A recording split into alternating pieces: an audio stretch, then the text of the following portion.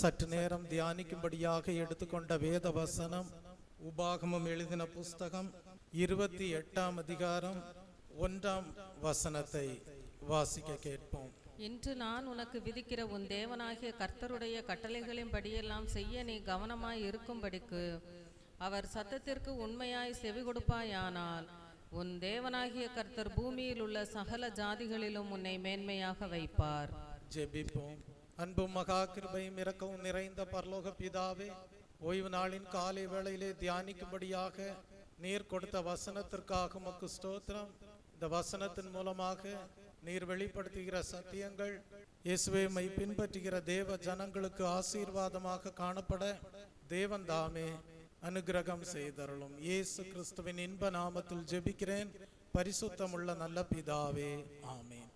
இன்று நான் உனக்கு விதிக்கிற உன் தேவனாகிய கர்த்தருடைய கட்டளைகளின்படியெல்லாம் செய்ய நீ கவனமாயிருக்கும்படிக்கு அவர் சத்தத்திற்கு உண்மையாய் செவி கொடுப்பாயானால் உன் தேவனாகிய கர்த்தர் பூமியில் உள்ள சகல ஜாதிகளிலும் உன்னை மேன்மையாக வைப்பார். கர்த்தருடைய நாமத்திற்கு மகிமை உண்டாவதாக. கடந்த சில வாரங்களாக இந்த வசனத்தை தியானித்து வருகிறோம். கர்த்தர் தம்முடைய ஜனங்களை மேன்மைப்படுத்தக்கூடியவராக காணப்படுகிறார்.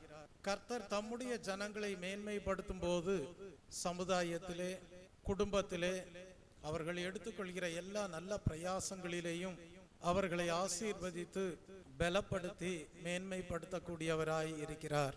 அப்படி சமுதாயத்திலே, குடும்பத்திலே எடுத்துக்கொள்கிற எல்லா நல்ல பிரயாசங்களிலேயும் கர்த்தரால் மேன்மை அடைகிறவர்களுடைய வாழ்க்கையிலே எப்படிப்பட்ட தெய்வீக அனுபவங்கள் உண்டாயிருக்கும் என்பதை நாம் தியானித்து வருகிறோம்.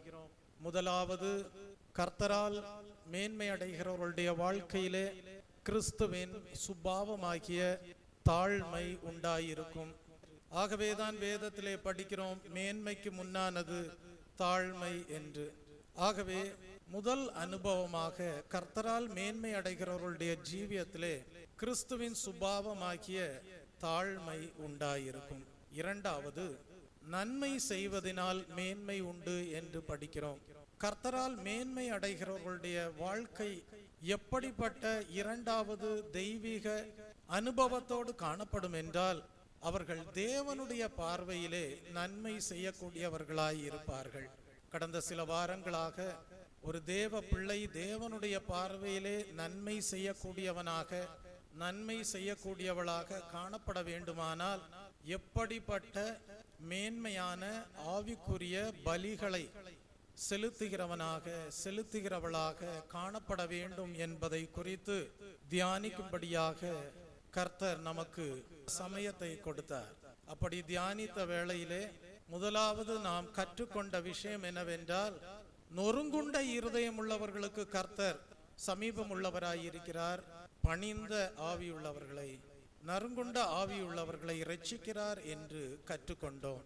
அப்படியானால் யாருடைய வாழ்க்கை தேவனுடைய பார்வையிலே நன்மைக்குரியதாக காணப்படும் என்றால், பணிந்த ஆவியுள்ளவர்கள், நொறுங்குண்ட இருதயம் உள்ளவர்கள், தங்களையே உண்மையாகவே கர்த்தருக்கென்று தங்களுடைய வாழ்க்கையை ஒப்பு கொடுக்கிறவர்களாய் இருக்கிறபடியால் கர்த்தர் அப்படிப்பட்ட ஜீவியம் செய்கிறவர்களை அங்கீகரித்து அவர்களுடைய வாழ்க்கையை மேன்மையான பலியாக ஏற்றுக்கொள்ளக்கூடியவராய் இருக்கிறார்.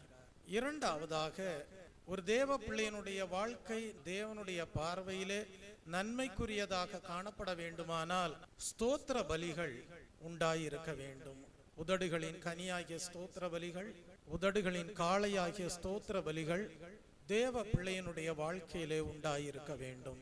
மூன்றாவதாக, கர்த்தருடைய பார்வையிலே ஒரு தேவ பிள்ளையினுடைய ஜீவியமானது நன்மைக்குரியதாக காணப்பட வேண்டுமானால் அந்த தேவ பிள்ளை முழு இருதயத்தோடும், முழு ஆத்துமாவோடும், முழு மனதோடும், முழு பலத்தோடும் தேவனிடத்தில் அன்பு கூறக்கூடியவனாக காணப்பட வேண்டும்.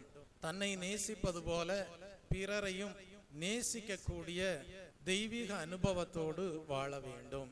நான்காவதாக, கர்த்தருடைய பார்வையிலே ஒரு தேவ பிள்ளையினுடைய ஜீவியமானது நன்மைக்கு எதுவாக காணப்பட வேண்டுமானால் அந்த தேவ பிள்ளை இரக்கத்தை சிநேகிக்கிறவனாக காணப்படுவான். அதை குறித்து நாம் கடந்த வாரத்திலே தியானித்தோம். இப்படிப்பட்ட தெய்வீக அனுபவங்களோடு காணப்படுகிறவர்கள் தான் தேவனுடைய பார்வையிலே நன்மை செய்கிறவர்களாக, மெய்யான தேவனால் அங்கீகரிக்கப்படக்கூடிய மேன்மையான பலிகளை செலுத்தக்கூடியவர்களாக காணப்படுவார்கள். அவர்கள் கர்த்தரால் மேன்மை அடைகிறவர்களாக இருப்பார்கள். கர்த்தருடைய நாமத்திற்கு மகிமை உண்டாவதாக. கடந்த வாரத்திலே நாம் தியானித்தோம், தேவன் பலிகளை அல்ல, தேவன் இரக்கத்தை விரும்பக்கூடியவராக காணப்படுகிறார். மத்தேயு எழுதின சுவிசேஷ புஸ்தகம் 9ஆம் அதிகாரம் 13ஆம் வசனத்தையும், மத்தேயு எழுதின சுவிசேஷ புஸ்தகம் 12ஆம் அதிகாரம் 7ஆம் வசனத்தை படிக்கும் போதும் அங்கே நாம் அதை அறிந்து கொள்கிறோம். பலியை அல்ல இரக்கத்தையே விரும்புகிறேன் என்று 2 சந்தர்ப்பங்களிலே கூறப்பட்டிருப்பதை நாம் அங்கே படிக்கிறோம். இயேசு கிறிஸ்து ஆயக்காரரோடும் பாவிகளோடும் போஜனம் பண்ணினதை குறித்து பரிசேயர் அவரை குற்றப்படுத்தக்கூடியவர்களாக காணப்பட்டார்கள். அது மாத்திரமல்ல, ஓய்வு நாளில் சீஷர்கள் கதிர்களை கொய்து தின்றதை குறித்தும் பரிசேயர் சீஷர்களை குற்றப்படுத்தக்கூடியவர்களாக காணப்பட்டார்கள். இந்த 2 சந்தர்ப்பங்களிலேயும் பரிசேயரால் இயேசு கிறிஸ்துவும் பரிசேயரால் சீஷர்களும் குற்றப்படுத்தப்பட்டவர்களாக காணப்பட்டார்கள். அந்த சந்தர்ப்பங்களிலேதான் இயேசு கிறிஸ்து அவர்களுக்கு பதில் கொடுக்கும் விதமாக இவ்விதமாக கூறுகிறார், பலியை அல்ல இரக்கத்தையே விரும்புகிறேன் என்று. கர்த்தருடைய நாமத்திற்கு மகிமை உண்டாவதாக. மாயக்காரராகிய வேதபாரகரே, பரிசேயரே, உங்களுக்கு ஐயோ! நீங்கள் ஒற்றலாமிலும் வெந்தயத்திலும் சீரகத்திலும் தசமபாகம் செலுத்துகிறீர்கள், நியாயப்பிரமாணத்தில் கற்பித்திருக்கிற விசேஷித்தவைகளாகிய நீதியையும் இரக்கத்தையும் விசுவாசத்தையும் விட்டுவிட்டீர்கள். இவைகளையும் செய்ய வேண்டும், அவைகளையும் விடாதிருக்க வேண்டும் என்று இயேசு கிறிஸ்து பதில் கொடுப்பதை நாம் மத்தேயு எழுதின சுவிசேஷ புஸ்தகம் 23ஆம் அதிகாரம் 23ஆம் வசனத்திலே படிக்கிறோம். படியானால் இந்த பரிசேயர் எப்படி காணப்பட்டார்கள் என்றால், நியாயப்பிரமாணத்தை எழுத்தின்படி கை கொண்டவர்களாக காணப்பட்டார்கள். ஆனால் நியாயப்பிரமாணம் கற்பித்த இரக்க சுபாவம் இல்லாதவர்களாக ஜீவித்தார்கள். நியாயப்பிரமாணம் எப்படிப்பட்ட உட்கருத்தை கொண்டதாக காணப்படுகிறது என்பதை விளங்கி கொள்ளாமல் ஜீவித்த பரிசேயரை பார்த்துதான் இயேசு கிறிஸ்து சொல்லுகிறார், பலியை அல்ல இரக்கத்தையே விரும்புகிறேன் என்று சொல்கிறார். கர்த்தருடைய நாமத்திற்கு மகிமை உண்டாவதாக. இந்த பரிசேயர் இயேசு கிறிஸ்து வியாதியஸ்தர்களை ஓய்வு நாளில் சுகமாக்கின போது அதை குற்றப்படுத்தினார்கள். ஓய்வு நாளில் வியாதியாய் இருக்கிறவர்களை குணமாக்கலாமா என்று கேட்டு குற்றப்படுத்தினார்கள். ஆகவேதான் இயேசு கிறிஸ்து நியாய பிரமாணத்தின் உட்கருத்து என்ன என்பதை அவர்கள் விளங்கிக் கொள்ளும்படியாக அவர்களுக்கு விளக்கம் கொடுத்தார். அந்த விளக்கம்தான் தேவன் எதை எதிர்பார்க்கிறார் என்பதாக காணப்பட்டது. தேவன் இரக்கத்தை விரும்பக்கூடியவராய் இருக்கிறார் என்பதை அந்த உட்கருத்தை விளக்கமாக எடுத்துரைக்க கூடியவராக காணப்பட்டார். தேவன் பாவத்தை விரும்புகிறவர் அல்ல, ஆனால் அவர் பாவிகளை நேசிக்க கூடியவராக காணப்பட்டார். பாவிகளோடு சஞ்சரித்தார், அவர்களை பரிசுத்தமாக வாழ வைக்கும்படியாக அவர்களோடு சஞ்சரித்தார். ஆகவேதான் வேதத்தில் எழுதப்பட்டிருக்கிறது, பாவிகளை ரட்சிக்கும்படியே கிறிஸ்து இயேசு உலகத்தில் தோன்றினார் என்று, அவர் அனுப்பப்பட்டார் என்று படிக்கிறோம். ஆனால் பரிசேயர் இதை விளங்கிக் கொள்ளவில்லை. பரிசேயர் பாவிகளோடு இயேசு கிறிஸ்து போஜனம் பண்ணினதை குற்றப்படுத்தினார்கள். ஓய்வு நாளில் சீஷர்கள் கதிர்களை கொய்து தின்றதை குறித்து பரிசேயர் குற்றப்படுத்தினார்கள். ஆகவே இயேசு கிறிஸ்து அவர்கள் குற்றப்படுத்தின காரணங்களை அடிப்படையாக வைத்துதான் அவர்களுக்கு விளக்கம் அளித்தார். பலியை அல்ல இரக்கத்தையே விரும்புகிறேன் என்று விளக்கம் கொடுத்தார். அப்படியானால் நாமும் கூட வியாதியஸ்தர்களை காணும் போது, பலவீனப்பட்டிருக்கிறவர்களை காணும் போது இரக்கப்பட்டு அவர்கள் பரிபூர்ண சுகத்தையும் ஆரோக்கியத்தையும் சௌக்கியத்தையும் பெற்றுக்கொள்ளும்படியாக அவர்களுக்கு வேத வசனத்தின்படி இயேசு கிறிஸ்துவின் நாமத்தினாலே உதவி செய்ய வேண்டியவர்களாக காணப்படுகிறோம்.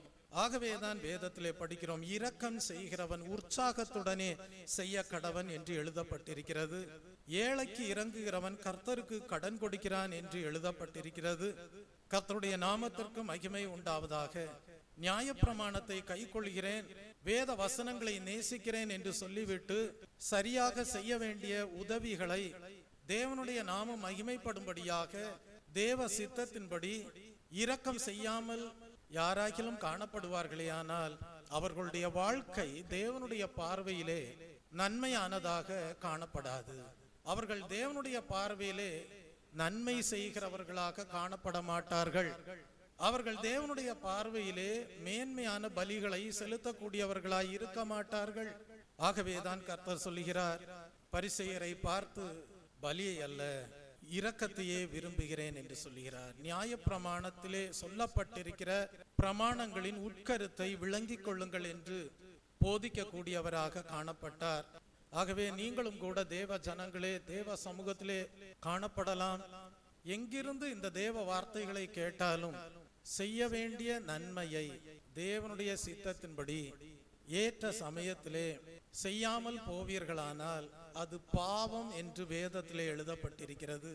ஆகவே நீங்கள் பாவம் செய்யாமல் தேவனுடைய பார்வையிலே நன்மை செய்கிறவர்களாக காணப்படும்படியாக இரக்கத்தை சிநேகிப்பீர்களாக. வியாதியஸ்தர்களை கண்டால் அவர்களுக்காக ஜெபித்து அவர்கள் அந்த வியாதியிலிருந்து பலகீனங்களிலிருந்து விடுதலையாகும்படியாக திறப்பிலே நிற்பீர்களாக. அவர்கள் பரிசுத்தமாக வாழும்படியாக தேவனை நோக்கி மன்றாடுவீர்களாக. கர்த்தருடைய நாமத்திற்கு மகிமை உண்டாவதாக.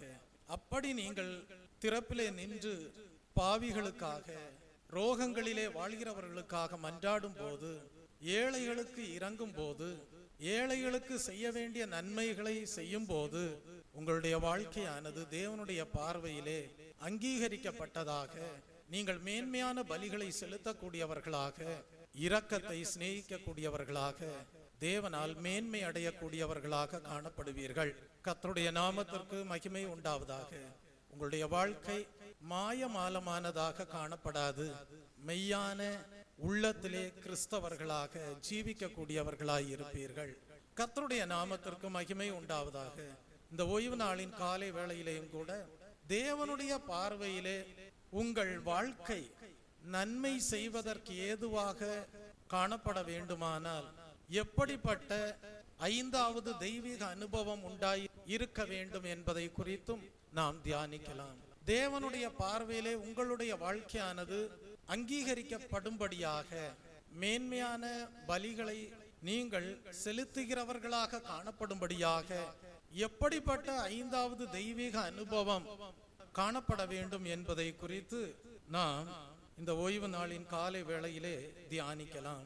கடந்த வாரத்திலே நாம் வாசிக்க கேட்ட அதே ஓசியா தீர்க்கதரிசியின் புஸ்தகம் 6ஆம் அதிகாரம் 6ஆம் வசனத்தை நாம் படிப்போம். பலியை அல்ல இரக்கத்தையும் தகன பலிகளை பார்க்கிலும் தேவனை அறிகிற அறிவையும் விரும்புகிறேன். கர்த்தருடைய நாமத்திற்கு மகிமை உண்டாவதாக. இந்த வசனத்திலே 2 பகுதிகள் காணப்படுகிறது. ஒன்று பலியை அல்ல இரக்கத்தையும் என்று எழுதப்பட்டிருக்கிறது, அது ஒரு பகுதியாக காணப்படுகிறது. மற்றொரு பகுதி தகன பலிகளை பார்க்கிலும் தேவனை அறிகிற அறிவையும் விரும்புகிறேன் என்று எழுதப்பட்டிருக்கிறது.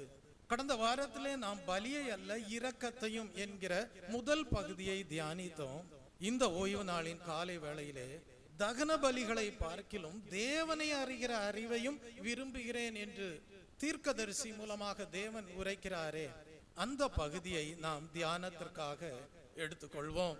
கர்த்தருடைய நாமத்திற்கு மகிமை உண்டாவதாக. தேவனுடைய பார்வையிலே நம்முடைய ஜீவியம் நன்மைக்கு ஏதுவாக காணப்பட வேண்டுமானால், தேவனுடைய பார்வையிலே நாம் நன்மை செய்கிறவர்களாக காணப்பட வேண்டுமானால், தேவனுடைய பார்வையிலே நாம் மேன்மையான பலிகளை செலுத்தக்கூடியவர்களாக காணப்பட வேண்டுமானால், தேவனுடைய பார்வையிலே நம்முடைய ஜீவியமானது அங்கீகரிக்கப்படுவதற்கு ஏதுவாக காணப்பட வேண்டுமானால், தகன பலிகளை பார்க்கிலும் தேவனை அறிகிற அறிவை அடைந்தவர்களாக நம்முடைய ஜீவியம் காணப்பட வேண்டும். கர்த்தருடைய நாமத்திற்கு மகிமை உண்டாவதாக. ஆகவே இந்த ஓய்வு நாளின் தூது என்னவென்றால், தேவனை அறிகிற அறிவு என்பதுதான் இந்த ஓய்வு நாளின் தூதாக காணப்படுகிறது. எந்த ஒரு மனிதனாக காணப்பட்டாலும் தேவன் எதை விரும்புகிறார் என்றால், மனிதன் தம்மை குறித்து அறிகிற அறிவை அடைந்து வாழ வேண்டும் என்பதையே விரும்புகிறார். எந்த ஒரு மனிதனாக காணப்பட்டாலும் சரி, தேவன் விரும்புகிறது என்னவென்றால், தம்மை குறித்த அறிவை அடைந்த மேன்மையோடு வாழ வேண்டும் என்பதையே தேவன் விரும்புகிறார். ஆகவே எல்லா சத்தியங்களையும் மனிதன் அறிந்து வாழ வேண்டும் என்பதையே தேவன் விரும்புகிறார். கர்த்தருடைய நாமத்திற்கு மகிமை உண்டாவதாக. தெய்வ பிள்ளையே, நீங்கள் ஒரு சிறு குழந்தையை பாருங்கள். அது முதலாவது தன்னுடைய தாயை அறிகிறது. அந்த குழந்தைக்கு தெரிகிறது, தான் அழுதால் தன் தேவையை தாய்க்கு தெரியப்படுத்த முடியும் என்பதை அந்த குழந்தை அறிந்து கொள்கிறது. பிறகு அந்த குழந்தை தன்னுடைய தகப்பனை அறிந்து கொள்கிறது. தன்னுடைய தந்தை யார் என்பதை அந்த குழந்தை அறிந்து கொள்கிறது. பிறகு அந்த குழந்தை வளர்ந்து வருகிற நாட்களிலே தனக்கு உறவினர்களாக யார் காணப்படுகிறார்கள் என்பதை அறிந்து கொள்கிறது. ஒரு குழந்தை இவ்விதமாக முதலாவது தாயையும், பின்பு தகப்பனையும், பின்பு உறவினர்களையும் அறிந்து கொள்கிறது என்றால், நம்முடைய ஆவிக்குரிய வாழ்க்கையிலேயும் தாயும் தகப்பனுமாக கர்த்தர் காணப்படுகிறார். அவர்தான் எல்ஷடாய் தேவன் என்று வேதத்திலே எழுதப்பட்டிருக்கிறது. அப்படியானால் நமக்கு தாயும் தகப்பனுமாக காணப்படுகிற எல்ஷடாய் தேவன் எதில் பிரியமாய் இருக்கிறார், எதை வெறுக்கிறார் என்று அறிந்து கொண்டால்தான் தேவ ஜனங்களே, நீங்கள் தேவனோடு இணைந்து வெற்றியுள்ள பரிசுத்த வாழ்க்கை வாழ முடியும். நீங்கள் தேவனை குறித்து அறிகிற அறிவின் மேன்மையை அடைந்தவர்களாக காணப்படுவீர்கள். முதலாவது, நீங்கள் தேவனை குறித்து அறிகிற அறிவை அடைந்தவர்களாய் இருப்பீர்கள். பின்பு ஒரு வளர்ச்சி உண்டாகும். அந்த வளர்ச்சி என்ன? தேவனை குறித்து அறிகிற அறிவின் மேன்மையை அடையக்கூடிய வளர்ச்சியை அடைந்தவர்களாக காணப்படுவீர்கள். கர்த்தருடைய நாமத்திற்கு மகிமை உண்டாவதாக. இந்த ஓய்வு நாளின் காலை வேளையிலே வசனங்களை தியானிக்கிற வேளையிலே நீங்கள் உங்கள் வாழ்க்கையை அந்த வேத வசனங்களோடு ஒப்பிட்டு ஆராய்ந்து பார்க்க வேண்டும். மெய்யாகவே தேவனை குறித்து அறிகிற அறிவு உங்களுக்கு உண்டாய் இருக்கிறதா? தேவனை குறித்து அறிகிற அறிவின் மேன்மையை, வளர்ச்சியை அடைந்திருக்கிறீர்களா என்பதை நீங்கள் ஆராய்ந்து பார்க்க வேண்டும். கர்த்தருடைய நாமத்திற்கு மகிமை உண்டாவதாக. பழைய ஏற்பாட்டின் காலத்திலே மோசேயை குறித்து நாம் படிக்கும் போது, முதலாவது மோசே கர்த்தரை குறித்து அறிந்து கொள்ள விரும்பினது என்னவென்றால், அவருடைய நாமத்தை குறித்து அறிந்து கொள்ளும்படியாக விரும்பினார் என்பதை நாம் வேதத்தின் மூலமாக அறிந்து கொள்கிறோம்.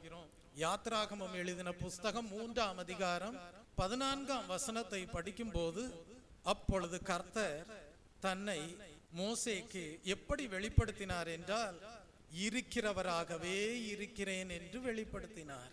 யாத்ராகமம் எழுதின புஸ்தகம் 3ஆம் அதிகாரம் 6ஆம் வசனத்திற்கு வரும்போது, கர்த்தர் தம்மை குறித்து குறிப்பிடும் போது, நான் ஆபிரகாமின் தேவனும் ஈசாக்கின் தேவனும் யாக்கோபின் தேவனுமாகிய உன் பிதாக்களுடைய தேவனுமாய் இருக்கிறேன் என்று கூறுவதை நாம் படிக்கிறோம். அப்படியானால் மோசேக்கும் கூட ஒரு விருப்பம் இருந்தது, கர்த்தரை குறித்து அறிகிற அறிவை அடைய வேண்டும் என்று. ஆகவேதான் முதலாவது மோசே கர்த்தரை நோக்கி அவருடைய நாமத்தை அறிந்து கொள்ளும்படியாக விரும்புவதை நாம் வேதத்திலே படிக்கிறோம். ஆகவே காலாகாலங்களாக தேவன் தம்முடைய ஜனங்களுக்கு தாம் யார் என்பதை அறிந்து கொள்ளும்படியான அறிவையும், பின்பு தம்மை குறித்து அறிகிற அறிவின் மேன்மையையும் முழு வளர்ச்சியையும் அடையும்படியாகவே தம்மை வெளிப்படுத்தி வரக்கூடியவராக காணப்பட்டிருக்கிறார் என்பதை நாம் வேதாகமத்தில் பழைய ஏற்பாட்டின் காலத்திலிருந்து வெளிப்படுத்தல் எழுதின விசேஷம் வரைக்கும் படிக்கும் போது அறிந்து கொள்ள முடிகிறது. கர்த்தருக்கு ஒரு விருப்பம் உண்டு. அந்த விருப்பம் என்னவென்றால், ஜனங்கள் தம்மை குறித்து அறிகிற அறிவின் மேன்மையை அடைந்தவர்களாக வாழ வேண்டும் என்கிற விருப்பம் உண்டாயிருக்கிறது.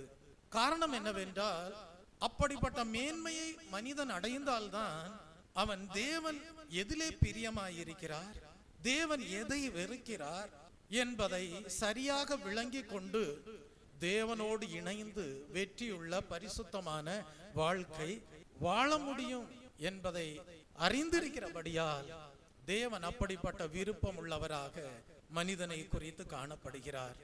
ஆகவே சிலர் சொல்லுவார்கள், எங்களுக்கு நிறைய நேரம் இருக்கிறது, என்ன செய்வதென்றே தெரியவில்லை என்று சொல்லி வீணாக நேரத்தை பொழுதுபோக்கி கொண்டிருப்பார்கள். சிலர் சொல்லுவார்கள், எங்களுக்கு நிறைய நேரம் இருக்கிறது, என்ன செய்வதென்றே தெரியவில்லை என்று சொல்லுகிறார்கள். ஆனால் தெய்வ ஜனமே, தேவ ஆவியானவர் உங்களுக்கு ஒரு உண்மையை வெளிப்படுத்துகிறார். அது என்னவென்றால், நீங்கள் கர்த்தரை அறிகிற அறிவின் மேன்மையை அடையக்கூடிய விருப்பத்திற்குள் காணப்படுவீர்களானால், தேவனுடைய சித்தம் அதுவாகவே காணப்படுகிறது என்பதை அறிந்து ஜீவிப்பீர்களானால், உங்களுக்கு வீணாக்கும்படியாக ஒரு நிமிடம் கூட காணப்படாது. உங்களுக்கு வீணாக்கும்படியாக ஒரு நொடி பொழுது கூட உங்கள் வாழ்க்கையிலே இருக்காது. கர்த்தரை அறிகிற அறிவின் மேன்மையை அடையும்படியாக உங்களுக்கு ஒரு நாளிலே 24 மணி நேரம் போதாது. ஆகவே அப்படிப்பட்ட சிந்தையோடு இந்த ஓய்வு நாளின் காலை வேளையிலே, கர்த்தாவே, எங்களுக்கு நீர் அருமையான சமயத்தையும் நேரத்தையும் நாட்களையும் கொடுத்திருக்கிறீர், உம்மை குறித்து அறியக்கூடிய அறிவின் மேன்மையை அடையும்படியாக எங்களுக்கு இருக்கக்கூடிய சமயத்தை அர்ப்பணிக்கும்படியாக தீர்மானிக்கிறோம் என்கிற ஜெபத்தோடு ஜீவிப்பீர்களாக. அப்பொழுது உங்களுடைய வாழ்க்கை கர்த்தரோடு இணைந்த ஜீவியமாக காணப்படும். கர்த்தர் விரும்புகிற ஜீவியம் செய்கிறவர்களாய் இருப்பீர்கள். உங்களுடைய வாழ்க்கை வெற்றியுள்ள வாழ்க்கையாக காணப்படும். நீங்கள் தேவனுக்கு பிரியம் இல்லாத சகல காரியங்களையும் மேற்கொண்டு வெற்றியுள்ள பரிசுத்த ஜீவியம் செய்யக்கூடியவர்களாய் இருப்பீர்கள். கர்த்தருடைய நாமத்திற்கு மகிமை உண்டாவதாக. குழந்தை பிறக்கும் போது அதற்கு தாய் யார், தந்தை யார், உறவினர்கள் யார் என்கிற அறிவு உண்டாகிறது என்றால், தேவ ஜனங்களே, எந்த ஒரு மனிதனானாலும் கர்த்தரை குறித்து அறிகிற அறிவிலே வளர்ச்சி அடைந்து கொண்டே செல்ல வேண்டும். அதை தான் தேவன் விரும்புகிறார். கர்த்தருடைய நாமத்திற்கு மகிமை உண்டாவதாக. தெய்வ பிள்ளையே, மோசேக்கு பின் நாட்களிலே கர்த்தர் தம்மை குறித்து வெளிப்படுத்தும் போது எவ்விதமாக வெளிப்படுத்தினார்? யாத்ராகமம் எழுதின புஸ்தகம் 34ஆம் அதிகாரம் 5 முதல் 7 வசனங்களை நீங்கள் படிப்பீர்கள் என்றால், கர்த்தர் மோசேக்கு தம்மை பற்றியும் தம் குணாதிசயங்களை பற்றியும் 5 முக்கியமான காரியங்களை சொல்லிக் கொடுப்பதை நாம் படிக்கிறோம். யாத்ராகமம் 34ஆம் அதிகாரம் 5 முதல் 7 வசனங்களை வாசித்து பாருங்கள். Praise the Lord. அங்கே கர்த்தர் தம்மை குறித்து வெளிப்படுத்தும் போது தாம் இரக்கமுள்ள தேவன் என்பதையும், தாம் கிருபையுள்ள தேவன் என்பதையும், தாம் நீடிய சாந்த குணமுள்ள தேவன் என்பதையும், தாம் தயவுள்ளவர் என்பதையும், தாம் சத்தியமுள்ள தேவன் என்பதையும் வெளிப்படுத்துவதை நாம் படிக்கிறோம். கர்த்தருடைய நாமத்திற்கு மகிமை உண்டாவதாக. ஆபிரகாமின் தேவனும், ஈசாக்கின் தேவனும், யாக்கோபின் தேவனும், பிதாக்களின் தேவனுமாய் இருக்கிறேன் என்கிற அறிவை அடைந்தார். இருக்கிறவராகவே இருக்கிறேன் என்கிற அறிவை மோசே அடைந்தார். இப்பொழுது அந்த சர்வ வல்லமையுள்ள தேவன் எப்படிப்பட்ட குணாதிசயங்களோடு காணப்படுகிறார் என்பதை மோசேக்கு வெளிப்படுத்தி காட்டுவதை நாம் படிக்கிறோம். வாசியுங்கள் அந்த வசனத்தை. யாத்ராகமம் எழுதின புஸ்தகம் 34ஆம் அதிகாரம் 5 முதல் 7 வசனங்களை படியுங்கள். கர்த்தர் ஒரு மேகத்தில் இறங்கி அங்கே அவன் அருகே நின்று கர்த்தருடைய நாமத்தை கூறினார். கர்த்தர் அவனுக்கு முன்பாக கடந்து போகிற போது அவர், கர்த்தர் கர்த்தர், இரக்கமும் கிருபையும் நீடிய சாந்தமும் மகா தயையும் சத்தியமுள்ள தேவன். போதும். இங்கே மோசேக்கு கர்த்தர் தம்மை குறித்து வெளிப்படுத்தும் போது தாம் இரக்கமுள்ளவர் என்றும், கிருபையுள்ளவர் என்றும், நீடிய சாந்த குணமுள்ளவர் என்றும், தயவுள்ளவர் என்றும், சத்தியமுள்ள தேவன் என்றும் எடுத்துரைப்பதை நாம் படிக்கிறோம். அப்படியானால் தெய்வ ஜனமே, நீங்களும் தேவனை ஆராதிக்கிறீர்கள், தேவனை மகிமைப்படுத்துகிறீர்கள் என்றால், தேவன் எப்படிப்பட்ட குணாதிசயங்களை விரும்பக்கூடியவராய் இருக்கிறார் என்பதை அறிந்து தேவனை ஆராதிக்க வேண்டும், தேவனை மகிமைப்படுத்த வேண்டும். முதலாவது படிக்கிறோம், அவர் இரக்கமுள்ள தேவன் என்று படிக்கிறோம். தெய்வ பிள்ளையே, அவருடைய இரக்கம் எப்படிப்பட்டது தெரியுமா? தலைமுறை தலைமுறைக்கும் அவர் இரக்கம் செய்யக்கூடியவராக காணப்படுகிறார். ஒரு தலைமுறை என்று சொல்வது 40 வருடங்கள்.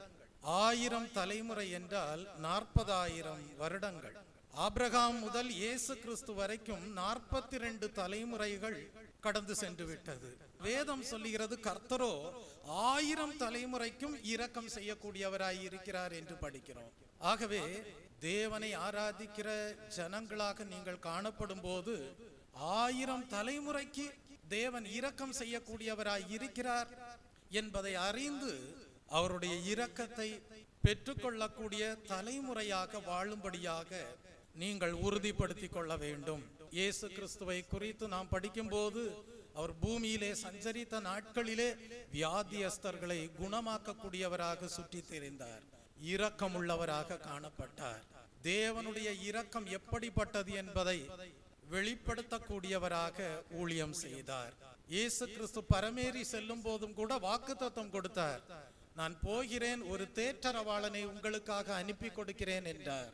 அப்படியானால் தேற்றரவாளனாகிய பரிசுத்த ஆவியானவரை நீங்கள் பெற்று வாழ வேண்டும் என்று தேவன் விரும்புகிறார். தேற்றரவாளனாகிய பரிசுத்த ஆவியானவரை நீங்கள் பெற்று வாழும் போது எல்லா சூழ்நிலைகளிலேயும் துன்பங்கள் வரலாம், இந்த பூமிக்குரிய நாட்களிலே சோதனைகள் வரலாம், கஷ்டங்கள் வரலாம், பாடுகள் வரலாம். ஆனால் பரிசுத்த ஆவியானவர் தேற்றரவாளனாக உங்களுக்குள்ளே இருந்து உங்களை பலப்படுத்தக்கூடியவராயிருப்பார். அந்த சந்தர்ப்பங்களிலெல்லாம் தேவனுடைய இரக்கம் எப்படிப்பட்டது என்பதை நீங்கள் விளங்கி கொண்டு ஜீவிக்கக்கூடியவர்களாக காணப்படுவீர்கள். இரண்டாவது படிக்கிறோம், தேவன் கிருபையுள்ளவர் என்று படிக்கிறோம். தேவன் கிருபையுள்ளவராய் இருக்கிறார் என்றால் தேவன் உங்களுடைய வாழ்க்கையில எப்படிப்பட்ட சுபாவத்தை, குணத்தை விரும்புகிறார் என்பதை அறிந்து நீங்கள் வாழ வேண்டும். யாருக்கு தேவன் கிருபையுள்ளவராய் இருப்பார்? தாழ்மையுள்ளவர்களுக்கோ தேவன் கிருபையுள்ளவராய் இருக்கிறார். புதிய ஏற்பாட்டின் காலத்திலே படிக்கிறோம், கிருபையும் சத்தியமும் இயேசு கிறிஸ்துவினால் உண்டானது என்று படிக்கிறோம். நீங்கள் தேவனுடைய கிருபையை பெற்று ஜீவிக்கிறவர்களாக காணப்பட வேண்டுமானால் தேவன் விரும்புகிற சுபாவம் என்ன என்பதை அறிந்து தாழ்மையுள்ளவர்களாக வாழ வேண்டும். கர்த்தருடைய நாமத்திற்கு மகிமை உண்டாவதாக. அப்பொழுது நீங்கள் விசுவாச அறிக்கை செய்வீர்கள், எங்களுடைய வாழ்க்கையிலே கிருபையும் சத்தியமும் இயேசு கிறிஸ்துவினால் உண்டானது என்று சாட்சி கொடுப்பீர்கள்.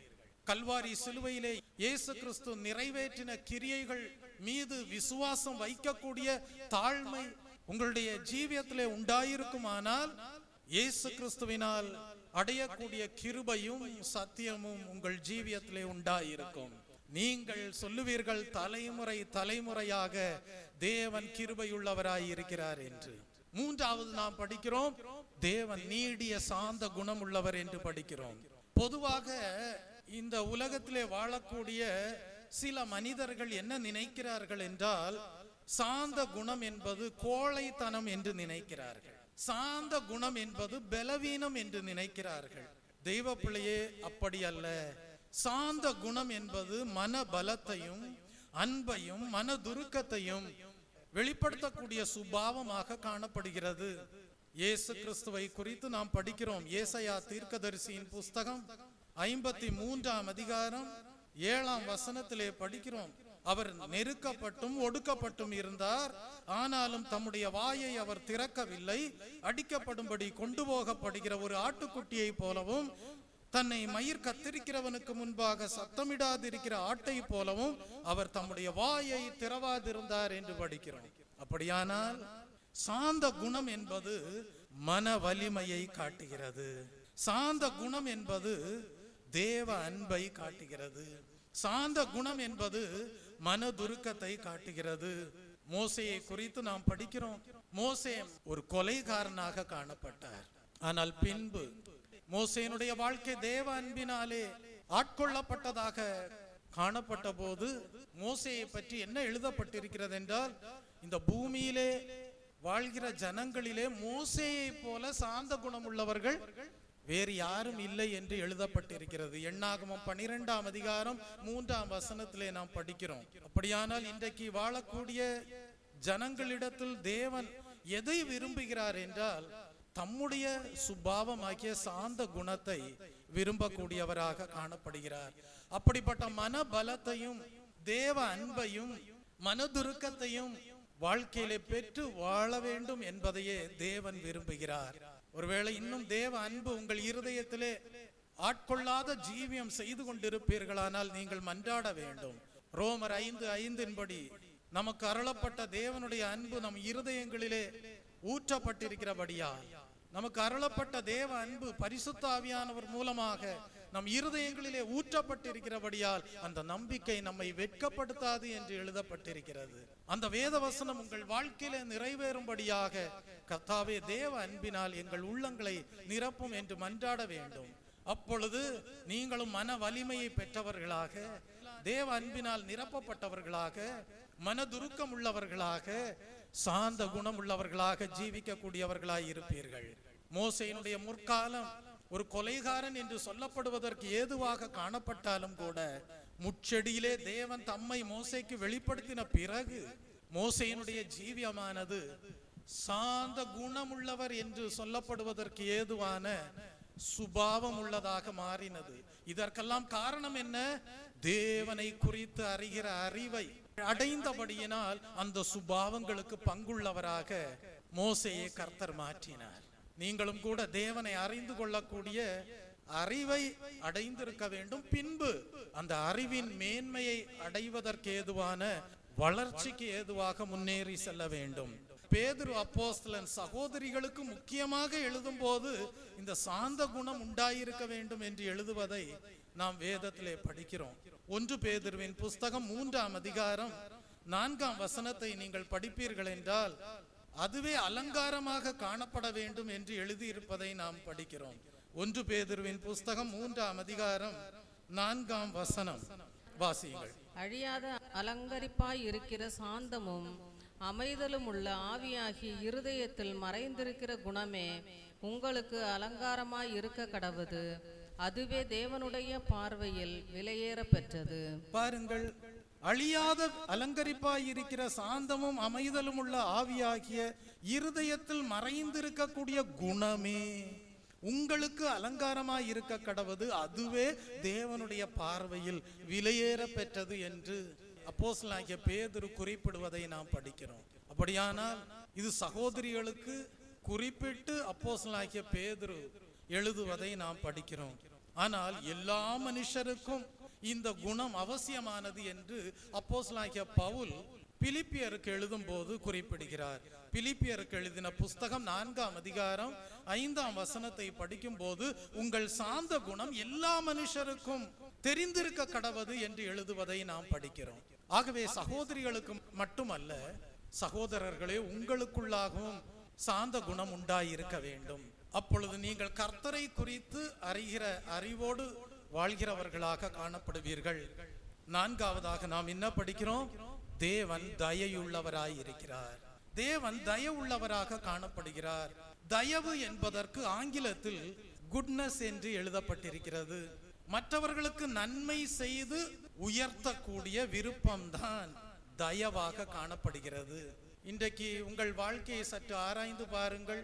உங்களிடத்தில் அணுகி வருகிறவர்களை எல்லாம் நீங்கள் அவர்கள் உயர வேண்டும், உயர்வை அடைய வேண்டும் என்கிற நோக்கத்தோடு அவர்களை வழிநடத்துகிறீர்களா? அப்படி அணுகி வருகிறவர்களுக்கெல்லாம் நன்மை செய்யும் விதமாக, அவர்கள் உயர்வை கண்டடையும்படியாக நீங்கள் செயல்படுகிறீர்கள் என்றால் நீங்கள் தயவு உள்ளவர்களாய் இருக்கிறீர்கள். உங்கள் வாழ்க்கை நன்மையானதாக காணப்படுகிறது. உபாகமம் எழுதின புஸ்தகம் 7ஆம் அதிகாரம் 9ஆம் வசனத்தை படிக்கும் போது, ஆகையால் உன் தேவனாகிய கர்த்தரே தேவன் என்றும் தம்மில் அன்பு கூர்ந்து தமது கற்பனைகளை கைக்கொள்கிறவர்களுக்கு அவர் 1000 தலைமுறை மட்டும் உடன்படிக்கையையும் தயவையும் காக்கிற உண்மையுள்ள தேவன் என்றும் என்று அங்கே நாம் படிக்கிறோம். அப்படியானால் 1000 தலைமுறைகளுக்கு தேவன் தயவுள்ளவராக காணப்படுகிறார். அப்படிப்பட்ட அறிவை அடைந்து கொள்கிற ஜனங்களே, நீங்கள் தேவன் விரும்புகிற சுபாவமாகிய மற்றவர்களை உயர்வுக்கு நேராக வழிநடத்தக்கூடிய தயவுள்ளவர்களாக காணப்பட வேண்டும். அப்பொழுது உங்களுடைய வாழ்க்கையானது தேவனுடைய பார்வையிலே நன்மைக்கு ஏதுவானதாக காணப்படும். தெய்வ பிள்ளையே, ஆவியின் கனிகளை குறித்து படிக்கும் போது என்ன எழுதப்பட்டிருக்கிறது? அன்பு, சமாதானம், சந்தோஷம், நீடிய பொறுமை, தயவு, சாந்தம், இச்சையடக்கம், நற்குணம். அப்படியானால் தெய்வ பிள்ளையே, ஆவியின் கனிகளிலே தயவு என்கிற ஒரு வார்த்தை காணப்படுகிறது. தயவு என்பது தேவன் விரும்புகிற ஆவிக்குரிய கனியாக காணப்படுகிறது. ஆகவே உங்களுடைய வாழ்க்கையிலே இரக்கம் உள்ளவர்களாயிருங்கள், கிருபை உள்ளவர்களாயிருங்கள், நீடிய சாந்த குணமுள்ளவர்களாயிருங்கள், தயவுள்ளவர்களாயிருங்கள்.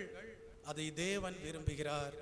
நீதிமொழிகளின் புஸ்தகம் 19ஆம் அதிகாரம் 22ஆம் வசனத்தை படித்து பாருங்கள். நன்மை செய்ய மனுஷன் கொண்டிருக்கும் ஆசையே தயை. மனுஷன் கொண்டிருக்கும் ஆசையே தயை. நன்மை செய்ய மனுஷன் கொண்டிருக்கும் ஆசையே தயை. அப்படியானால் நீங்கள் உங்களை அணுகி வருகிறவர்களுக்கெல்லாம் நன்மை செய்யும்படியாக ஆசை கொண்டு ஜீவிப்பீர்களானால் நீங்கள் தேவனுடைய சுபாவமாகிய தய உள்ளவர்களாக காணப்படுகிறீர்கள். சங்கீதம் 30ஆம் சங்கீதம் 5ஆம் வசனத்தை படிக்கும் போது, பிரைஸ் தி லார்ட், அவருடைய கோபம் ஒரு நிமிஷம், அவருடைய கோபம் ஒரு நிமிஷம், அவருடைய தயவோ நீடிய வாழ்வு. அவருடைய தயவோ நீடிய வாழ்வு. கர்த்தருடைய நாமத்திற்கு மகிமை உண்டாவதாக. தேவன் உங்கள் வாழ்க்கையிலே தயவுள்ளவராக காணப்படும் போது நீடிய வாழ்வை கர்த்தர் கொடுக்கிறார். அது இம்மைக்குரிய வாழ்க்கையிலே 100 வருடங்கள் வாழ்கிற வாழ்க்கை என்று நீங்கள் அர்த்தம் கொள்ள வேண்டாம். நீடிய வாழ்வு என்று சொல்லும் போது நித்திய ராஜ்யத்திலேயும் கூட நிரந்தரமாக இளைப்பாறுதலை, தேவனோடு ஜீவிக்கக்கூடிய ஆசீர்வாதமான வாழ்க்கையை குறிக்கக்கூடியதாய் இருக்கிறது. ஆகவே தெய்வ பிள்ளையே, தேவன் விரும்புகிற தயையுள்ள சுபாவத்தை அடைந்தவர்களாக ஜீவிப்பீர்களானால் உங்களிடம் அணுகி வருகிறவர்களை நீங்கள் உயர்வுக்கு நேராக வழிநடத்தும்படியாக நன்மை செய்யக்கூடியவர்களாய் இருப்பீர்கள். உங்களுக்கு நீடிய வாழ்வும் தேவனால் உண்டாயிருக்கும். மோசேக்கு தேவன் தம்மை குறித்து வெளிப்படுத்தும் போது 5ஆவதாக என்ன சொல்லுகிறார்? நான் சத்தியமுள்ள தேவன் என்று எடுத்துரைக்கிறார். சத்தியமுள்ள தேவன் என்றால் அதனுடைய அர்த்தம் என்ன? நாம் ஆராதிக்கிற தேவன் உண்மையுள்ள தேவனாக காணப்படுகிறார். உண்மை என்று சொல்லும் போது 100க்கு 100 அவர் உண்மையுள்ளவராக காணப்படுகிறார். சத்தியமுள்ள தேவன். Praise the Lord. தெய்வ பிள்ளையே, ஸ்கூல்ல படிக்கும் போது எங்களுடைய ஆசிரியர் மாணவர்களை எல்லாரையும் சுற்றி உட்கார வைத்து ஒரு காரியத்தை செய்யும்படியாக சொன்னார்கள். அந்த காரியம் என்னவென்றால், ஆசிரியர் முதலாவது மாணவனிடம் ரகசியமாக சொன்னது என்னவென்றால், God is good. இதை நீ 2வது மாணவனுடைய காதிலே சொல் என்று சொன்னார். இப்படியாக ரகசியமாக ஆசிரியர் முதல் மாணவனுடைய காதிலே சொன்னதை அப்படியே ஒவ்வொரு மாணவனும் அடுத்த மாணவனுடைய காதிலே சொல்லி முடிவாக 25வது மாணவனுடைய காதிலே அந்த God is good என்று சொல்லப்பட்ட வேளையிலே கடைசியாக ஆசிரியர் கேட்டார், 25வது மாணவனிடத்தில் நான் ரகசியமாக முதல் மாணவனுடைய காதில் சொன்னதை சொல் என்று சொன்னார். அந்த 25வது மாணவன் சொன்னது முதலாவது ஆசிரியர் சொன்னதற்கும் அந்த 25வது மாணவன் சொன்னதற்கும் ஒரு சம்பந்தமும் இல்லாமல் காணப்பட்டது. ஆசிரியர் சொன்னது God is good என்று, ஆனால் 25வது மாணவன் சொன்னது காட்டிற்குள். என்னது? காட்டிற்குள். ஆகவே நம்முடைய தேவன் அப்படிப்பட்டவர் அல்ல. நம்முடைய தேவன் சத்தியமுள்ள தேவன். 100க்கு 100 தம்மை வெளிப்படுத்தும் போது தம்மை குறித்து மனிதன் அறிகிற அறிவையும் அந்த அறிவின் மேன்மையையும் அடையும்படியாக செய்கிறார். ஆகவேதான் பிற்காலத்திலே தம்மை குறித்து மனிதன் அறிவின் மேன்மையை அடையும்படியாக தம்முடைய குமாரனாகிய இயேசு கிறிஸ்துவையே பூமியிலே அனுப்பி கொடுத்தார். இயேசு கிறிஸ்து சொன்னார், நானே வழியும் சத்தியமும் ஜீவனுமாய் இருக்கிறேன் என்று சொன்னார். தேவனை குறித்து அறிகிற அறிவின் மேன்மையை நாம் இயேசு கிறிஸ்துவின் மூலமாக அடைய முடியும். அந்த அறிவு மாசில்லாததாக காணப்படும், முழுமையானதாக காணப்படும், சரியானதாக காணப்படும். தேவனுடைய அறிவின் மேன்மையை அடைந்தவர்களாக காணப்படுவீர்கள். ஒரு நாளும் திசை கெட்டு போக மாட்டீர்கள், ஒரு நாளும் வழி தவறி போக மாட்டீர்கள், ஒரு நாளும் ஏமாற்றம் அடையவும் மாட்டீர்கள். அது இம்மைக்குரிய வாழ்க்கைக்கும் மறுமையிலே நீடிய வாழ்வை கண்டடைவதற்கும் ஏதுவாய் இருக்கும். ஆகவேதான் இயேசு கிறிஸ்து சொன்னார், நானே வழியும் சத்தியமும் ஜீவனுமாய் இருக்கிறேன் என்று சொன்னார். பவுல் எபேசு சபைக்கு எழுதும் போது குறிப்பிடுகிறார். எபேசியர் 6ஆம் அதிகாரம் 14ஆம் வசனத்திலே குறிப்பிடுகிறார். சத்தியம் என்னும் கச்சையை எப்பொழுதும் உங்கள் அறைகளில் கட்டி கொண்டிருங்கள் என்று எழுதுகிறார். சத்தியம் என்னும் கச்சையை உங்கள் அறையில் எப்பொழுதும் கட்டி கொண்டிருங்கள் என்று எழுதுகிறார். ஆகவே தெய்வ பிள்ளையே, உங்களுடைய ஜீவியமானது வேத வசனத்தின்படி கர்த்தர் எங்களை நன்றாய் நடத்தினார் என்று சொல்வதற்கு ஏதுவாக காணப்பட வேண்டும். ஆகவேதான் பிதாவாகிய தேவன் எல்லா நாமத்திற்கும் மேலான உயர்ந்த நாமத்தை, இயேசு கிறிஸ்துவின் நாமத்தை உங்களுக்கு பாக்கியமாக கொடுத்திருக்கிறார். அந்த நாமத்தின் மூலமாக நீங்கள் தேவனுடைய பரிசுத்த ஆவியை பெற்றுக்கொள்ள முடியும். அந்த பரிசுத்த ஆவியானவருடைய துணையோடு சகல சத்தியங்களையும் நீங்கள் கை கொள்ளக்கூடியவர்களாய் இருப்பீர்கள். வெற்றியுள்ள பரிசுத்த வாழ்க்கை வாழக்கூடியவர்களாய் இருப்பீர்கள். கிறிஸ்து இயேசுவின் சிந்தை உங்களுக்குள்ளே பலனாக காணப்படும். கர்த்தருடைய நாமத்திற்கு மகிமை உண்டாவதாக. மோசேக்கு கர்த்தர் இருக்கிறவராகவே இருக்கிறேன் என்று சொன்னவர், நான் ஆபிரகாமின் தேவனும் ஈசாக்கின் தேவனும் யாக்கோபின் தேவனுமாய் இருக்கிறேன் என்று சொன்னவர், தலைமுறை தலைமுறைக்கும் இரக்கம் உள்ளவராக, கிருபை உள்ளவராக, நீடிய சாந்த குணம் உள்ளவராக, தயவுள்ளவராக, சத்தியமுள்ள தேவனாக இருக்கிறேன் என்று எடுத்துரைத்தார். இந்த வசனங்களை எல்லாம் தியானிக்கும் போது நீங்களும் மெய்யான பரலோக தேவனை ஆராதிக்கிறவர்களாக, தேவனுடைய பார்வையிலே நன்மை செய்கிறவர்களாக, தேவனுடைய பார்வையிலே உங்களுடைய ஜீவியமானது மேன்மையான பலியாக காணப்படும்படியாக நீங்களும் கேட்ட வசனத்தின்படி இப்படிப்பட்ட தெய்வீக சுபாவங்களை அடைந்தவர்களாக ஜீவிப்பீர்களாக. கர்த்தருடைய நாமத்திற்கு மகிமை உண்டாவதாக. பரிசுத்த பவுலுடைய வாழ்க்கையை எடுத்துக்கொள்ளுங்கள். பரிசுத்த பவுலுக்கு தேவனை குறித்து அறிகிற அறிவு எப்படி உண்டானது? ஒரு தரிசனத்தின் மூலமாக உண்டானது. ஒரு தரிசனத்தின் மூலமாக இயேசு கிறிஸ்து சவுலை சந்தித்தார். அப்பொழுதுதான் கர்த்தரை அறியக்கூடிய அறிவின் துவக்கம் சவுலுடைய வாழ்க்கையிலே உண்டானது. பின்பு அதே சவுல் பவுல் என்று அழைக்கப்பட்டார். ஆனால் பவுல் என்று அழைக்கப்பட்ட மனிதனுடைய வாழ்க்கையை நீங்கள் படிக்கும் போது சவுலாக இருந்த போது உண்டாயிருந்த சுபாவங்கள் உண்டாயிருக்கவில்லை. தேவனை குறித்த அறிவை அடைந்தவராக பவுல் காணப்பட்டார். பின்பு அவர் என்ன செய்தார்? தியாகம் பண்ணினார். அந்த தியாகம் எப்படிப்பட்டது? தேவனை குறித்து அறிகிற அறிவின் மேன்மையை அடையும்படியாக தியாகம் செய்யக்கூடியவராக காணப்பட்டார். இன்றைக்கும் கூட தெய்வ ஜனமே, உங்களோடு தேவன் இடைபடுகிறார். நீங்கள் ஒரு நாளும் சொல்லாதிருங்கள், எங்களுக்கு நிறைய நேரம் இருக்கிறது, எப்படி நேரத்தை போக்குவது என்று தெரியவில்லை என்று ஒரு நாளும் சொல்லாதிருங்கள். மெய்யான தேவ மனிதர்கள் எப்பொழுதும் சொல்லுவார்கள், நாங்கள் பிஸியாக இருக்கிறோம் என்று. காரணம் என்ன? அவர்கள் தேவனை குறித்து அறிகிற அறிவின் மேன்மையை அடையும்படியாக வாழ்க்கையை அர்ப்பணம் செய்திருக்கிறார்கள், தியாகம் செய்திருக்கிறார்கள்.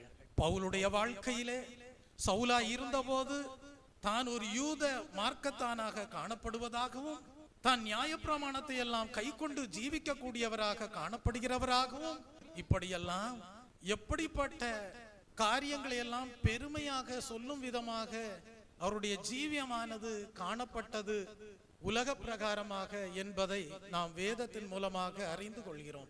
ஆனால் அந்த காரியங்களை எல்லாம் குப்பையாக எண்ணினாராம். எதற்காக? இந்த உலக பிரகாரமாக தன்னை குறித்து பெருமையாக சொல்லிக் கொள்ளும் விதமாக காணப்பட்ட அனைத்தையும் குப்பையாக எண்ணினாராம். எதற்காக? கிறிஸ்துவை குறித்து அறிகிற அறிவின் மேன்மையை அடையும்படியாக அவைகளை எல்லாம் அற்பமாகவும் குப்பையாகவும் எண்ணினதாக எழுதுகிறார். அப்படியானால் அவருடைய வாழ்க்கையிலே ஒரு பெரிய தியாகம் உண்டாயிருந்தது. சமயத்தை கிறிஸ்துவை குறித்து அறிந்து கொள்ளும் அறிவின் மேன்மையை அடையும்படியாக சமர்ப்பணம் செய்யக்கூடியவராக காணப்பட்டார். ஆகவேதான் பவுலை கர்த்தர் சந்தித்த போது, ஆண்டவரே நீர் யார் என்று சவுல் கேட்பதை நாம் படிக்கிறோம். முள்ளில் உதைப்பது உனக்கு கடினமாயில்லையா? நீ வேதனைப்படுத்துகிற கிறிஸ்து நானே என்று இயேசு கிறிஸ்து தம்மை குறித்து அறிகிற அறிவை அடையும்படியாக சவுலுக்கு அனுகிரகம் செய்த போது, பின்பு புறஜாதியார் மத்தியிலே தனக்கு ஊழியம் இருக்கிறது என்பதை சவுல் அறிந்து கொண்ட பிறகு சவுலால் அதை ஏற்றுக்கொள்ள முடியவில்லை. காரணம், அவர் ஒரு யூதராய் இருக்கக்கூடிய சவுல் புறஜாதிகளின் மத்தியிலே போய் ஊழியம் செய்வதை அவரால் சரியாக விளங்கி கொள்ள முடியவில்லை. ஆகவேதான் அவர் அரபு தேசத்திலே கடந்து சென்று வனாந்திரத்திலே பல வருடங்கள் அங்கே காணப்பட்டு 3 வருடங்கள் அளவும் காணப்பட்டு அவர் கர்த்தரை குறித்து அறிகிற அறிவிலே விருத்தி அடையும்படியாக தன்னுடைய ஜீவியத்தை அர்ப்பணம் செய்தார் என்பதை அறிந்து கொள்கிறோம். ஊழியத்திற்காக தன்னை ஆயத்தப்படுத்தக்கூடியவராய் இருந்தார். எப்படி ஆயத்தப்படுத்தக்கூடியவராய் இருந்தார்? தன்னை சந்தித்த தேவன் யார் என்பதை அறிந்து கொள்ளக்கூடிய மேன்மையை அடையும்படியாக தன்னுடைய வாழ்க்கையை சமர்ப்பணம் செய்யக்கூடியவராய் இருந்தார். பெருமையாக சொல்லிக் கொள்ளும்படியாக காணப்பட்ட அனைத்தையும் அற்பமும் குப்பையுமாக எண்ணினார். தெய்வ ஜனமே, இன்றைக்கு உங்களுடைய வாழ்க்கை எப்படி காணப்படுகிறது? உங்களுக்கு பல வேலைகள் கொடுக்கப்பட்டிருக்கும். உங்களுடைய கைகளின் பிரயாசங்கள் ஆசீர்வதிக்கப்பட வேண்டும். பாக்கியமும் நன்மையும் உண்டாயிருக்க வேண்டும். குடும்பத்தை கவனிக்க வேண்டும். பிள்ளைகளை கவனிக்க வேண்டும். வருமானம் வேண்டும். வருமானம் குடும்பத்திலே கடந்து வரும்படியாக நீங்கள் பிரயாசப்படக்கூடியவர்களாக காணப்படுவீர்கள். ஆனாலும் அதன் மத்தியிலே கர்த்தாவே, உம்மை குறித்து அறிகிற அறிவை அடையும்படியாக விரும்புகிறேன் என்று சொல்லி கர்த்தருடைய பாதத்திலே வீற்றிருக்கக்கூடிய ஜீவியமாக உங்கள் வாழ்க்கை காணப்படுகிறதா? சற்று ஆராய்ந்து பாருங்கள். என்னுடைய வாழ்க்கை அப்படிதான் காணப்பட்டது. கல்வி அறிவை கற்றுக்கொண்டேன். எனக்கு கொடுக்கப்பட்ட வேலைகளை எல்லாம் செய்து கொண்டு வந்தேன். ஒரு சாப்ட்வேர் என்ஜினியராக இருந்தேன். நன்றாக பணிபுரிந்தேன். வெளிநாடு வரைக்கும் சென்றேன். லட்சக்கணக்கான ரூபாயை சம்பாதித்தேன். ஆனால் வாழ்க்கையிலே தேவனை குறித்து அறியக்கூடிய அறிவை அடைந்து கொள்ள வேண்டும் என்கிற நல்ல விருப்பம் உண்டாயிருந்தது. பின்பு தேவனை குறித்து அறிகிற அறிவின் மேன்மையை அடையும்படியாக கர்த்தர் என்ன செய்தார்? எதெல்லாம் இந்த உலக பிரகாரமாக பெருமையாக சொல்லிக் கொள்ளும் வண்ணமாக காணப்பட்டதோ அவைகளையெல்லாம் அற்பமும் குப்பையுமாக எண்ணும்படியாக தியாகம் செய்யக்கூடிய ஜீவியத்திற்குள் வாழ்க்கையை முன்னெடுத்து செல்லக்கூடியவராக காணப்பட்டார். இன்றைக்கு என்னால் சொல்ல முடியும், முற்காலங்களிலே கர்த்தரை குறித்து அறிகிற அறிவு எவ்வண்ணமாக காணப்பட்டதோ இன்றைக்கு அவ்வண்ணமாக அல்ல. கர்த்தரை குறித்து அறிகிற அறிவின் மேன்மையை அடைவதற்கு ஏதுவான வளர்ச்சி உண்டாயிருக்கிறது என்று என்னால் சாட்சி சொல்ல முடிகிறது. தெய்வ ஜனமே, உங்களுடைய வாழ்க்கை அவ்விதமாக காணப்படட்டும். அப்பொழுது கர்த்தருடைய எல்லா குணாதிசயங்களையும் நீங்கள் அறிந்து கொண்டவர்களாக காணப்படுவீர்கள். நல்ல ஒரு ஆராய்ச்சியாளராக காணப்படுவீர்கள். தேவனுடைய எல்லா திவ்ய சுபாவங்களும் உங்களுடைய ஜீவியத்திலே உண்டாயிருக்கும். மெய்யாகவே உங்களை காண்கிறவர்கள் உங்களிலே கிறிஸ்துவை காண்பார்கள். இயேசு கிறிஸ்து சொன்னார், என்னை காண்கிறவன் பிதாவை கண்டான் என்று சொன்னார். அதே போல தெய்வ பிள்ளையே, உங்களை காண்கிறவர்கள் உங்களிலே கிறிஸ்துவை காண வேண்டும். பவுலுடைய வாழ்க்கை அப்படி காணப்பட்டது. பவுல் பிற்காலங்களிலே தேவ வல்லமை நிறைந்தவராக காணப்பட்டார். பரிசுத்தாவின் நிறைவை பெற்றவராக காணப்பட்டார். சிலுவையில் அறையப்பட்ட அவரையே அன்றி வேறொன்றையும் அறியாதிருக்க தீர்மானித்திருக்கிறேன் என்று எழுதினார். காரணம் என்ன? கல்வாரி சிலுவையிலே இயேசு கிறிஸ்து சகல வெற்றிகளையும் எடுத்திருப்பதினால் அந்த கல்வாரி சிலுவையை குறித்து அறிவிப்பதையே விரும்புகிறேன், அதையே தீர்மானமாக எடுத்திருக்கிறேன் என்று எழுதுகிறார். இன்றைக்கும் உங்களுடைய வாழ்க்கையானது கல்வாரி சிலுவையிலே இயேசு கிறிஸ்து நிறைவேற்றின சகல கிரியைகளையும் கண்டு வாழக்கூடிய ஜீவியமாக காணப்படுமேயானால் சகல வெற்றிகளும் உங்களுடையதாயிருக்கும். பரிசுத்த வாழ்க்கை வாழக்கூடியவர்களாய் இருப்பீர்கள். நீதிமான்களாய் இருப்பீர்கள். இரக்கமுள்ளவர்களாய் இருப்பீர்கள். தயவுள்ளவர்களாய் இருப்பீர்கள். நீடிய சாந்த குணம் உள்ளவர்களாய் இருப்பீர்கள். கிருபையுள்ளவர்களாய் இருப்பீர்கள்.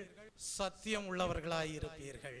பிதாக்களின் தேவன் ஆதிதாசர்களுக்கு எவ்விதமாக அதிசயங்களையும் அற்புதங்களையும் செய்தாரோ அப்படியே எங்களுடைய வாழ்க்கையிலே இந்நாட்களிலே கர்த்தர் அதிசயங்களையும் அற்புதங்களையும் செய்கிறார் என்று சாட்சி பகரக்கூடியவர்களாய் இருப்பீர்கள். எந்த பொல்லாத வல்லமைகளும் உங்களை மேற்கொள்ள முடியாது. உலகத்தில் இருப்பவனிலும் உங்களில் இருப்பவர் பெரியவர் என்று நீங்கள் உங்களுக்குள்ளாக வாசம் பண்ணுகிற தேவனை குறித்து சாட்சி பகரக்கூடியவர்களாய் இருப்பீர்கள். கர்த்தருடைய நாமத்திற்கு மகிமை உண்டாவதாக. தெய்வ பிள்ளையே, ஒரு காரியத்தை அறிந்து கொள்ளுங்கள். நீங்கள் கேட்கலாம், தேவனை குறித்து அறிகிற அறிவை எப்படி அடைவது என்று கேட்கலாம். Praise the Lord. தேவனை குறித்து அறிகிற அறிவை எப்படி அடைவது? பவுலுக்கு கர்த்தர் ஒரு தரிசனத்தை கொடுத்தார். அவர் கர்த்தரை குறித்து அறிகிற அறிவை அடைந்தார்.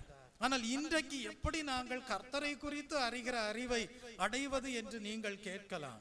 தெய்வ பிள்ளையே, அதற்காக தான் தேவன் தம்முடைய ஊழியக்காரர்களை ஏற்படுத்தி இருக்கிறார். தேவன் தம்முடைய ஊழியக்காரர்களை ஏற்படுத்தி இருப்பதன் நோக்கம் என்னவென்றால், தேவன் தம்முடைய சபையை இந்த பூமியிலே ஸ்தாபித்திருப்பதன் நோக்கம் என்னவென்றால், எந்த மனுஷனையும் கிறிஸ்து இயேசுவுக்குள் தேறினவனாக நிறுத்தும்படிக்கு தேவன் என்ன செய்திருக்கிறார் என்றால், தம்முடைய ஊழியக்காரர்களை ஏற்படுத்தி இருக்கிறார், சபையை ஸ்தாபித்திருக்கிறார். தெய்வ பிள்ளையே, இன்றைக்கு சுவிசேஷ பிரசங்கங்கள் ஏறெடுக்கப்படுகிறது. இன்றைக்கு மேய்ப்பர்கள், போதகர்கள் தேவனை குறித்த அறிவை போதிக்கக்கூடியவர்களாய் இருக்கிறார்கள். இன்னும் தெய்வீக பத்திரிகைகள் மூலமாக தேவனை குறித்து அறிகிற அறிவை அடையும்படியான வாய்ப்புகள் உண்டாயிருக்கிறது. இன்னும் தேவன் தரிசனங்களை கொடுக்கிறார். இப்படி பல விதங்களிலே தேவனை குறித்து அறிகிற அறிவிற்குள்ளாக கடந்து வர முடியும். என்றாலும் முக்கியமாக வேதத்தை நாம் படிக்கும் போது எப்படி கர்த்தரை குறித்து அறிகிற அறிவை அடைந்து கொள்ள முடியும் என்பதை நாம் தியானிக்கும் போது தெய்வ பிள்ளையே, 4 அனுபவங்களை நம்மால் கற்றுக்கொள்ள முடிகிறது. முதலாவது, தேவனை குறித்து அறிகிற அறிவை அடைய வேண்டுமானால் தாழ்மையுள்ளவர்களாக காணப்பட வேண்டும். ஏன் கர்த்தரை குறித்து அறிகிற அறிவை அடையும்படியாக தாழ்மை அவசியம் என்றால், பரலோக பிதாவாகிய தேவனும் தாழ்மையுள்ளவராய் இருக்கிறார், இயேசு கிறிஸ்துவும் தாழ்மையுள்ளவராய் இருக்கிறார், பரிசுத்த ஆவியானவரும் புறாவுக்கு ஒப்பிடப்பட்டு சொல்லப்பட்டிருக்கிறார். பரிசுத்த ஆவியானவரும் தாழ்மையுள்ளவராக காணப்படுகிறார். நீங்கள் சங்கீதம் 113 சங்கீதம் 5, 6 வசனங்களை படிப்பீர்கள் என்றால், பரலோக பிதாவாகிய தேவன் எவ்வளவு தாழ்மையுள்ளவராய் இருக்கிறார் என்பதை அறிந்து கொள்ள முடியும். வாசியுங்கள். சங்கீதம் 113 சங்கீதம் 5, 6 வசனங்கள். உன்னதங்களில் வாசம் பண்ணுகிற நம்முடைய தேவனாகிய கர்த்தருக்கு சமானமானவர் யார்? அவர் வானத்திலும் பூமியிலும் உள்ளவைகளை பார்க்கும்படி தம்மை தாழ்த்துகிறார். பரலோக பிதாவாகிய தேவன் என்ன செய்கிறாராம்? தம்மை தாழ்த்துகிறாராம். அப்படியானால் பிதாவாகிய தேவன் தாழ்மையுள்ளவராய் இருக்கிறார். ஏசாயா தீர்க்கதரிசியின் புஸ்தகம் 57 அதிகாரம் 15 வசனத்தை படிக்கும் போது அங்கேயும் கூட நாம் படிக்கிறோம், பரலோக பிதாவாகிய தேவன் தாழ்மையுள்ளவராய் இருக்கிறார் என்று. வாசியுங்கள். ஏசாயா 57 அதிகாரம் 15 வசனம். நித்தியவாசியும் பரிசுத்தர் என்கிற நாமம் உள்ளவருமாகிய மகத்துவமும் உன்னதமுமானவர் சொல்லுகிறார், உன்னதத்திலும் பரிசுத்த ஸ்தலத்திலும் வாசம் பண்ணுகிற நான் பணிந்தவர்களே ஆவியை உயிர்ப்பிக்கிறதற்கும் நொறுங்கினவர்களின் இருதயத்தை உயிர்ப்பிக்கிறதற்கும் நொறுங்குண்டு பணிந்த ஆவியுள்ளவர்களிடத்திலும் வாசம் பண்ணுகிறேன். நொறுங்குண்டு பணிந்த ஆவியுள்ளவர்களிடத்தில் வாசம் பண்ணுகிறேன். அப்படியானால் பரலோக பிதாவாகிய தேவன் தாழ்மையுள்ளவராக காணப்படுகிறார். இயேசு கிறிஸ்துவை குறித்து நாம் என்ன படிக்கிறோம்? தேவாட்டுக்குட்டியாகிய கர்த்தராகிய இயேசுவும் கூட சாந்தமும் மன தாழ்மையுள்ளவருமாய் இருக்கிறார் என்று மத்தேயு 11 அதிகாரம் 29 வசனத்திலே படிக்கிறோம். ஆகவே திரித்துவ தேவன் தாழ்மையுள்ளவராய் இருப்பதினால் மன தாழ்மையுள்ளவர்கள் மட்டும்தான் தேவனை அறிந்து கொள்ள முடியும். கர்த்தருடைய நாமத்திற்கு மகிமை உண்டாவதாக. ஆகவே நீங்கள் பத்திரிகைகள் மூலமாக கர்த்தரை குறித்த அறிவை அடையும்படியாக பிரயாசப்படலாம். பெற்றோர் மூலமாக கர்த்தரை குறித்த அறிவை அடையக்கூடியவர்களாய் இருக்கலாம். சுவிசேஷ பிரசங்கங்களை கேட்பதன் மூலமாக கர்த்தரை குறித்த அறிவை அடைகிறவர்களாய் இருக்கலாம். ஆனால் எல்லாவற்றிற்கும் மேலாக நீங்கள் தாழ்மையுள்ளவர்களாய் இருந்தால்தான் தாழ்மையுள்ள திரித்துவ தேவனாய் இருக்கக்கூடியவரை உங்கள் வாழ்க்கையிலே அறிந்து கொள்ள முடியும். அவர் உயர்ந்தவராய் இருந்தும் தம்மை தாழ்த்துகிறவராய் இருக்கிறார். ஆகவே தெய்வ பிள்ளையே, முதலாவது அறிந்து கொள்ளுங்கள், கர்த்தரை குறித்து அறிகிற அறிவை நீங்கள் அடைய வேண்டுமானால் மன தாழ்மையுள்ளவர்களாக காணப்பட வேண்டும். இரண்டாவதாக, நீங்கள் கர்த்தரை குறித்து அறிகிற அறிவை அடைய வேண்டுமானால் நீங்கள் பரிசுத்த வாழ்க்கையை சிநேகிக்க கூடியவர்களாக காணப்பட வேண்டும். எவ்வளவுக்கு அதிகமாக பரிசுத்தமாக வாழ்வதை வாஞ்சிக்கிறீர்களோ, சிநேகிக்கிறீர்களோ, அவ்வளவுக்கு அதிகமாக தேவனை அறிந்து கொள்ளக்கூடியவர்களாய் இருப்பீர்கள். நீதிமொழிகளின் புஸ்தகம் 9 அதிகாரம் 10 வசனத்திலே படிக்கிறோம், பரிசுத்தரின் அறிவே அறிவு என்று எழுதப்பட்டிருக்கிறது. அப்படியானால் எவ்வளவுக்கு அதிகமாக தேவனுடைய பரிசுத்தத்தை சிநேகித்து அதை வாஞ்சிக்கிறீர்களோ அவ்வளவுக்கு அதிகமாக தேவனை அறிந்து கொள்வீர்கள். ஆகவேதான் வேதத்திலே படிக்கிறோம், கர்த்தருக்கு பயப்படுதலே ஞானத்தின் ஆரம்பம். அதான் பரிசுத்தரின் அறிவு. கர்த்தருக்கு பயப்படுதல் ஞானத்தின் ஆரம்பம். கர்த்தருக்கு பயப்படுதல் என்றால் என்ன? எல்லா சூழ்நிலைகளிலேயும், யாரும் இல்லாத நேரங்களிலேயும் கர்த்தர் என்னை காண்கிறவராய் இருக்கிறார் என்கிற உணர்வோடு வாழ்கிற வாழ்க்கை தான் கர்த்தருக்கு பயந்து வாழ்கிற வாழ்க்கை. தனிமையாக இருக்கக்கூடிய நேரங்களிலேயும், யாரும் இல்லாத நேரங்களிலேயும் கர்த்தர் என்னை காண்கிறார் என்கிற உணர்வோடு ஜீவிப்பீர்களானால் நீங்கள் பரிசுத்தமாக வாழக்கூடியவர்களாய் இருப்பீர்கள். கர்த்தருக்கு பயப்படுகிற பயத்தோடு வாழக்கூடியவர்களாய் இருப்பீர்கள். உங்களுடைய வாழ்க்கையிலே பரிசுத்தரின் அறிவு உண்டாயிருக்கும். ஆகவே எவ்வளவுக்கு அதிகமாக பரிசுத்த ஜீவியத்தை நீங்கள் நேசிக்கிறீர்களோ அவ்வளவுக்கு அதிகமாக நீங்கள் கர்த்தரை குறித்து அறிகிற அறிவின் மேன்மையை அடையக்கூடியவர்களாய் இருப்பீர்கள். மூன்றாவதாக, நீங்கள் கர்த்தரை அறியக்கூடிய அறிவை அடைய வேண்டுமானால் என்ன செய்ய வேண்டும்? தேவனை அறிகிற அறிவுக்கு விரோதமாக சில பெருமைக்குரிய காரியங்கள் இந்த உலகத்திலிருந்து உங்களுடைய வாழ்க்கையிலே கடந்து வரக்கூடியதாய் இருக்கும். ஆனால் நீங்கள் என்ன செய்ய வேண்டும் என்றால், பரிசுத்த ஆவியானவருடைய பலத்தினாலே அந்த எல்லா பெருமைக்குரிய காரியங்களையும் நிர்மூலமாக்க வேண்டும். அதை குறித்து தான் பரிசுத்த பவுல் 2 கொரிந்தியருக்கு எழுதின புஸ்தகம் 10ஆம் அதிகாரம் 4-5 வசனங்களிலே குறிப்பிடுகிறார். தேவனை அறிகிற அறிவுக்கு விரோதமாய் எழும்புகிற எல்லா மேட்டிமையையும் பரிசுத்த ஆவியானவரின் பலத்தால் நிர்மூலமாக்க வேண்டும் என்று எழுதுகிறார். இன்றைக்கு உங்களுடைய வாழ்க்கை எப்படி காணப்படுகிறது? தேவனை அறிகிற அறிவை அடையாத விதத்தில் அதற்கு விரோதமாக உங்கள் வாழ்க்கையிலே இந்த உலக பிரகாரமான காரியங்கள் பெருமையை கொண்டு வரக்கூடியதா இருக்கிறதா? அந்த பெருமையை நீங்கள் பரிசுத்த ஆவியானவருடைய பலத்தால் நிர்மூலமாக்க வேண்டும். அப்பொழுது நீங்கள் தேவனை குறித்து அறிகிற அறிவிலே விருத்தி அடையக்கூடியவர்களாய் இருப்பீர்கள். அப்படியானால் தேவனை குறித்து அறிகிற அறிவுக்கு விரோதமாக செயல்படக்கூடிய அநேக காரியங்கள் இந்த உலகத்திலே உண்டாயிருக்கிறது. அவைகளையெல்லாம் நீங்கள் பரிசுத்த ஆவியானவருடைய பலத்தால் நிர்மூலமாக்க வேண்டும்.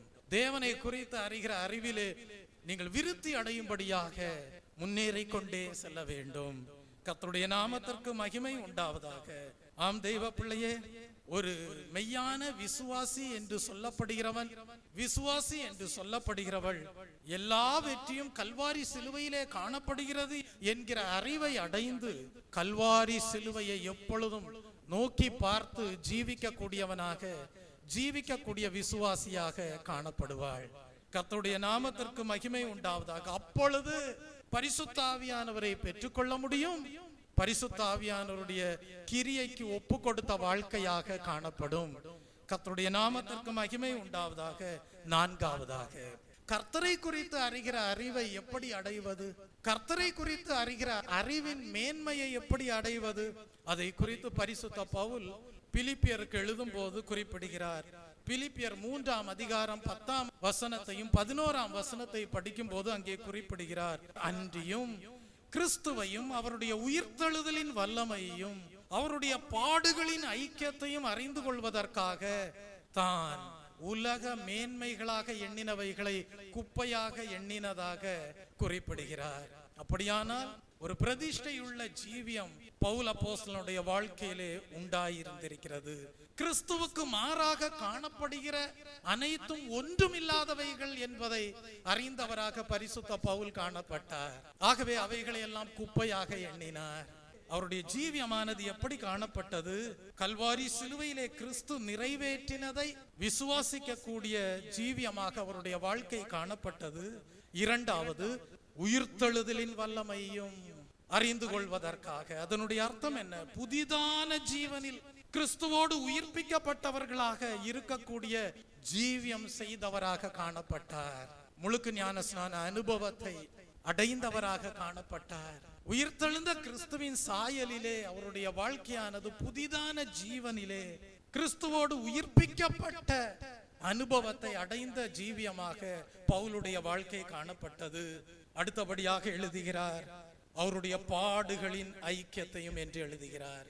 அதனுடைய அர்த்தம் என்ன?